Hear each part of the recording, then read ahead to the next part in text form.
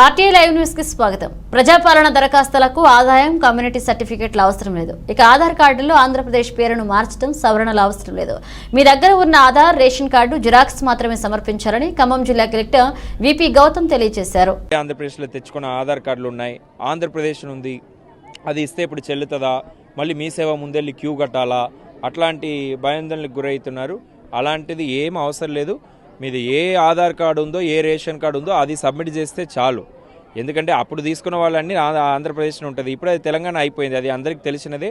అది మనం వెరిఫై చేసుకుంటాం, ఏమి ఇబ్బంది లేదు. సో అట్లానే కొన్ని దగ్గర గ్రామ పంచాయతీలు కూడా కొత్తగా అయి ఉంటాయి, పాత గ్రామ పంచాయతీ పేరు ఉందని. అట్లాంటిది మీరు ఎలాంటి ఆలోచన చేయనక్కర్లే. మీ దగ్గర ఉన్న ఆధార్ కార్డు, మీ దగ్గర ఉన్న రేషన్ కార్డు సబ్మిట్ చేస్తే సరిపోతుంది. ఇన్కమ్ సర్టిఫికేటు, కమ్యూనిటీ సర్టిఫికేట్ అలాంటిది మనం ఈ స్టేజ్లో అడగట్లేదు, అందులోనే అడుగుతున్నాం. మీ ఆదాయం ఎంత, కులం ఎంతను మనం అడుగుతున్నాం, కానీ సర్టిఫికేట్స్ అడగట్లేదు. సో అది దానికి కూడా ఎక్కడ కూడా ఇన్కమ్ సర్టిఫికేట్కి క్యూ కట్టడం అలాంటిది అవసరం లేదు. సో మీరు ఫస్ట్ అప్లికేషన్ ఇచ్చేసేయండి, డేటాబేస్లో ఎంటర్ చేస్తాం. తర్వాత అన్ని వెరిఫికేషన్ అప్పుడు కూడా అన్నీ కూడా యంత్రాంగం చూసుకుంటుంది.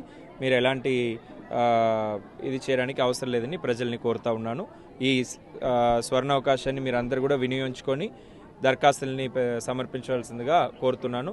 ప్రభుత్వం కూడా ప్రతి ఒక్క అర్హులైన కుటుంబానికి ఈ స్కీమ్స్ ఇంప్లిమెంట్ చేయాలని చిత్తశుద్ధితో ఉంది కాబట్టే మీ దగ్గర వచ్చి అప్లికేషన్స్ తీసుకుంటున్నారు. లేకపోతే అప్లై చేయమని చెప్తే సగం మంది అప్లై చేయరు, ప్రభుత్వానికి భారం తగ్గుతుంది. కానీ అట్లా కాదు, ప్రభుత్వం బాధ్యతతో చిత్తశుద్ధితో మీ దగ్గర వచ్చి తీసుకోవాలని ఆదేశం ఇవ్వడం వల్ల ఈరోజు యంత్రాంగం మొత్తం కూడా మీ వార్డులకి, మీ గ్రామ పంచాయతీలకు వస్తున్నాయి.